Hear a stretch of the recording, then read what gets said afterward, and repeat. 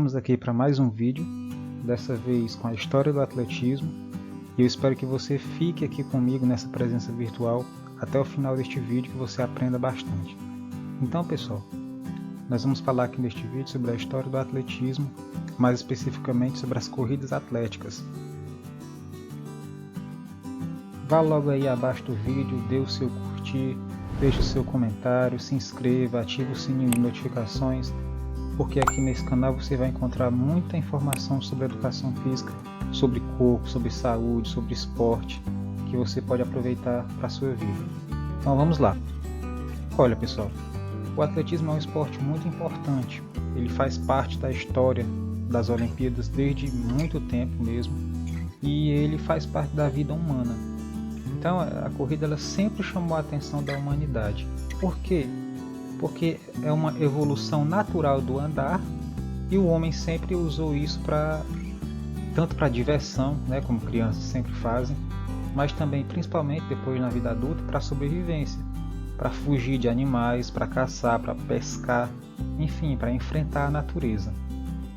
Então, desde sempre a corrida ela é aquela que chama a atenção do ser humano, por ser mais rápido, e desde então o homem procurou maneiras de tornar isso divertido, né, nas competições esportivas. Quem é criança sempre gosta de correr, sempre gosta de competir, a gente sempre quer saber quem é o mais rápido, quem chega primeiro. Isso faz parte do imaginário do ser humano. O povo grego na antiguidade organizava corridas. Para eles, pessoal, isso era o ideal de força, deixava o corpo mais belo. Eles até acreditavam que aquelas pessoas que ganhavam as competições de corrida eram de certa forma ajudadas pelos deuses, eram privilegiados nesse aspecto. Então, para eles consideravam uma arte. Eles executavam as corridas de uma maneira excepcional. Eles procuravam a perfeição nisso que eles faziam. E lá na Grécia Antiga foi que surgiu uma corrida chamada estádio. Nessa corrida ela tinha 192 metros, que equivalia a 600 pés de Heracles. Né? Heracles, aí, um personagem da mitologia grega. E se você puder pesquisar sobre a história dele, é bem interessante. E a mitologia grega, de forma geral, é bastante interessante e faz parte também da nossa cultura. Afinal, a gente incorporou muita coisa dos gregos. Então, 2 estádios eram uma ida e volta, e essas corridas também tinham de resistência, podia ser de 8, 10, 12 e até 24 estádios, que equivalia a 4.600 metros. No começo, pessoal, lá na Grécia Antiga, já começou a técnica, a desenvolver-se a técnica da corrida, porque correr não é simplesmente um movimento aleatório. Correr, para ser o mais rápido, tem que ter técnica, certo? Então eles já observavam os movimentos dos braços bem soltos. Eles também já tinham esse movimento lateral do braço em relação ao tronco, o corpo ligeiramente inclinado à frente, e o posicionamento da cabeça, o olhar fixo e muita concentração. Eles também já tinham essa questão de apoiar os pés no chão pela ponta, diferente dos corredores de fundo. Né? Esse detalhe não é tão acentuado nos corredores de corridas de fundo, mas na corrida de velocidade sim. Os braços em uma amplitude bem grande, e bem mais tarde os treinadores norte-americanos eles já começaram a perceber essa importância do movimento dos braços, né? Porque correr exige técnica do corpo inteiro, principalmente das pernas, claro, mas os braços eles têm a função de equilibrar e dar mais agilidade a essa corrida.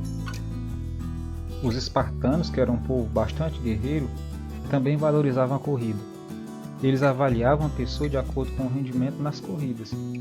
E para eles, as mulheres também podiam treinar e competir, porque na antiguidade as mulheres não tinham espaço, né?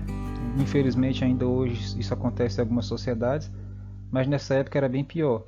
E para os espartanos, que gostavam muito de guerra, as mulheres só tinham uma função, que era ter filhos saudáveis para que se tornassem guerreiros, e de preferência filhos homens, né? Filhos homens para aumentar seu exército. E aí outra coisa bem bacana que também acontecia nessa época eram as competições de crianças, claro que em distâncias menores. Então eles já valorizavam essa participação no esporte, de crianças, de mulheres, de jovens, de adultos, enfim. Para eles isso era bastante importante. E os gregos eles também consideravam a corrida sendo importante para funções orgânicas, funções, né, de desenvolvimento do corpo humano. Primeiro, para o coração, eles já acreditavam nisso, já consideravam isso como importante. E o que é que nós sabemos hoje em dia? Quando a gente corre, pessoal, o fluxo de sangue aumenta em nossas veias. Consequentemente, quem vai trabalhar para que esse fluxo esteja aumentado é o coração, que é um músculo. Quanto mais esse músculo trabalhar, mais ele vai ficar desenvolvido, e isso é bom para todo o nosso corpo, já que ele bombeia sangue para todo o nosso corpo de maneira geral. Também eles acreditavam na função pulmonar, que era melhorada, e é claro, né, que o coração trabalha aí juntamente com o pulmão, porque o pulmão ele é responsável pelas trocas gasosas e de levar o oxigênio, transportar através das células do sangue. Eles também consideravam o corpo humano, pessoal, de maneira que fosse de maneira muito harmoniosa. Então, para eles a corrida ajudava bastante nisso. E eles tinham esse ideal de beleza. Também, claro que entrava aí a questão do abdômen, do corpo de maneira geral, mas eles tinham esse ideal de ser humano, de corpo humano dessa maneira. E o fortalecimento das pernas, né? As pernas que a gente usa o tempo todo durante o dia aí, para eles isso era muito importante para a saúde, para o fortalecimento, e inclusive para o povo guerreiro, né? Aí mais recentemente, já assim nos nossos dias atuais, os ingleses foram os primeiros a demonstrar interesse nas corridas como competição, né? E a gente já começa a deixar nessa época a questão de sobrevivência, e o ser humano já começa a utilizar como maneira de competição mesmo. Nessa época aí lá na Inglaterra, tinham essa dinastia, essa família dos Stuarts, e já realizavam confrontos de corredores profissionais. Já começou a se profissionalizar e a coisa já tomava uma conotação de esporte mesmo. Os competidores, nessa época, em geral, eles eram mensageiros dos senhores feudais, quando o clima dificultava o transporte pesado. Então o que é que acontecia, pessoal? Esses mensageiros, eles tinham que correr para avisar que o seu senhor estava chegando. Esses corredores eram chamados de running footman, tá? Então isso aqui, essa tradução quer dizer uma espécie de lacaio, de trabalho, de trabalhador, de empregado. E os turcos também possuíam seus mensageiros, que eram os pushts, tá?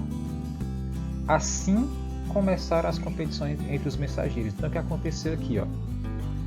Esse trabalho deles, né, de correr e de avisar nas cidades por onde o seu rei ou o seu chefe, né, o seu patrão ia chegar. Claro que eles ficavam bem treinados e eles começaram a competir entre si. Então aí as competições começaram a se organizar. E aí, a partir dessas competições, essas corridas começaram a chegar em outros países, como os Estados Unidos, a Finlândia, a Suécia e a Alemanha. Com o tempo, elas também foram sofrendo variações. Hoje em dia, no atletismo, nós temos muitas corridas, que elas podem ser divididas em 3 categorias: de velocidade, de resistência, né? E as corridas mistas também, que muitas vezes engloba um pouquinho de cada coisa. E também, pessoal, cada uma dessas corridas tem várias subdivisões, várias mesmo, que em próximos vídeos a gente vai tratar disso com mais carinho. Então é isso, pessoal. Eu agradeço a você que assistiu até aqui, e relembrando aí para você que não fez isso ainda, para curtir, compartilhar, comentar, se inscrever, e até o nosso próximo vídeo. Bom, fique bem, se cuide e até lá.